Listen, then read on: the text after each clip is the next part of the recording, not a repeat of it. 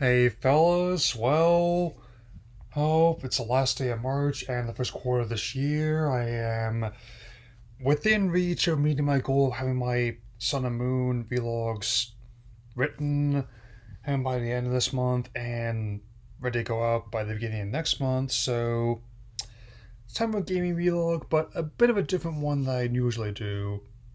There's a few topics I want to address, so let's get started. First off, I know I mentioned this in my Hi, Zelda cartoon video, but I think they should take all the time they need, even with what just happened. The Breath of the Wild sequel has been officially pushed back to spring of 2023. The original window was going to be this holiday season, which is fine. It also fits the whole ethos of like the delay game eventually good, rush game forever bad, and 6 years about the development cycle it took for the last game, where going from being like a pure Wii U title to being like a transitional game aimed for the Switch as well. So, and I am intrigued by some of the more of the new footage we're seeing, and like what's going on in Master Sword as well as Link's new design as well, and as well as a parallel to Skyward Sword, which I kind of like. I definitely wonder if this is gonna mean if we're gonna be getting like finally getting like Wind Waker Twilight Princess on Switch in its stead later this year. But I guess we'll find out soon enough.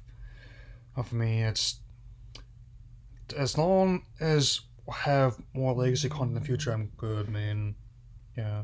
With that in mind, since they're going to be transitioning into other content on my PlayStation, but there's now been a few updates that got stealth dropped since I last spoke about them. I just been meaning to address them for a while. Okay, so on the Genesis Online, we've had three editions, into which are from Treasure, developers of Gunstar Heroes, with Alien Soldier, another platforming shoot 'em up, and Light Crusader, an action RPG that I rather like. And also from Sunsoft, we have Super Fantasy Zone. While Opa Opa may not be Sega's most well-known mascot, that starship has definitely got something cult following among many, like moi. Yeah. Speaking of which, we got some new additions to NES and Super NES Online. I'll start with this next one first with Earthworm Jim 2. Though I remember playing the Genesis version a lot more, given how I was as a kid. On any console, it's actually a pretty fun platformer. And despite the lifestyle how the creators had as of late, hey, but I'm not going to dwell too much on that. You also have like Mappy Land, and I'm unfamiliar with Mappy personally, and also Dig Dug 2. I didn't know they made a sequel, but even if someone's more familiar with the first game, I think it's alright. I do kind of agree that it would be nice to have a clear idea of what's coming next. Granted, I'm not the biggest fan of roadmaps in these kind of situations, not just because of all the Jim Inquisition I've been watching lately, but it would be nice to know after the Curveball was F-Zero X, good game anyway, when Kirby, Pokemon Snap, and Mario Golf be coming to N64 Online on other potential legacy consoles.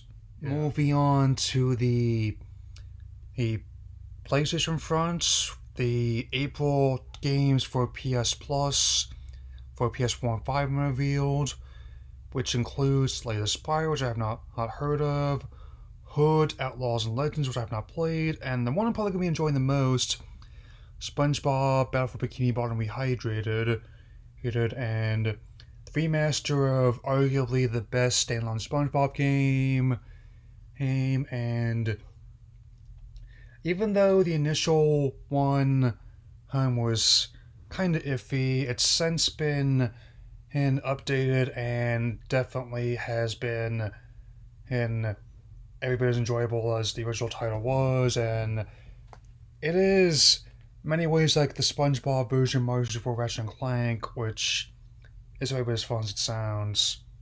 But like, now comes the big news. Rather than as in the video, earlier this week on their blog, they have finally revealed the update Hates for PlayStation Plus will be rolled out this June at the earliest. I mean, it's not quite hate the Game Pass level experience we were expecting, but it's definitely should be interesting nonetheless. I mean, on top of like my current plan, which is not going to be for just the essential package, there's going to be 2 more tiers.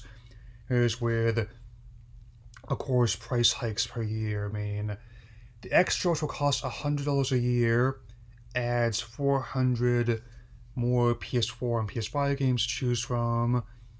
And the one that we were most interested in, like at least I was, is the premium tier, which is $120 a year, which is basically double what I'm paying now. Yowza. It adds at launch 340 legacy games from the PS1 to PSP and presumably PSV, they call PSP generations, as well as having the PS3 titles still being streamed. Like while it'll be difficult to do a native emulation, but not impossible. A best case scenario is that I hope that if this is a success, they take the money they'll be making and reinvest it into the platform to add more titles and to work on building a native architecture for that. I mean, that's so. I gather they're still quote unquote working on it, so I'm not going to opt into those higher tiers right away, but I think I'll definitely work it out after the service rolls out. I see what legacy titles are available at first. Man, yeah. Another bonus that'll be at launch, like the first 5 titles will be available on the extra and premium tiers. Tiers will include Returnal, Death Stranding,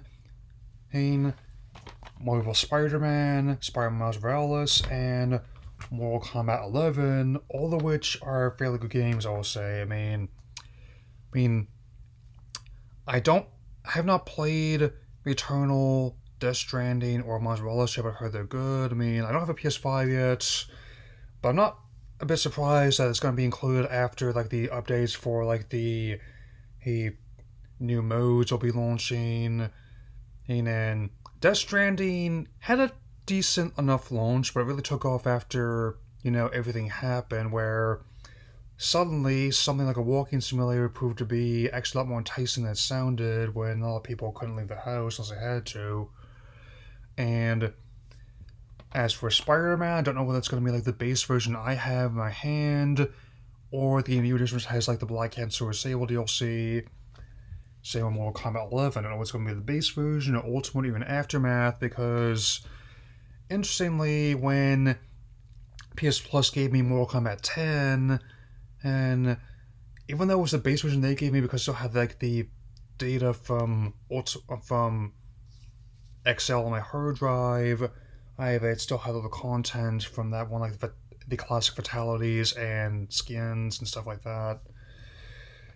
So it'll be interesting to see how all this plays out. I mean, for now, I'm going to stick with the Essentials tier here, but once I find out what other titles are going to be included, who are like the for the PS4 games, as well as what legacy titles will be available at launch, I'll definitely be looking into the near future, is all I'm saying. Anyway, that'll be all for now. I will see you tomorrow with this April Fool's joke I've been cooking for a while. That'll be all for now, so take care, everyone.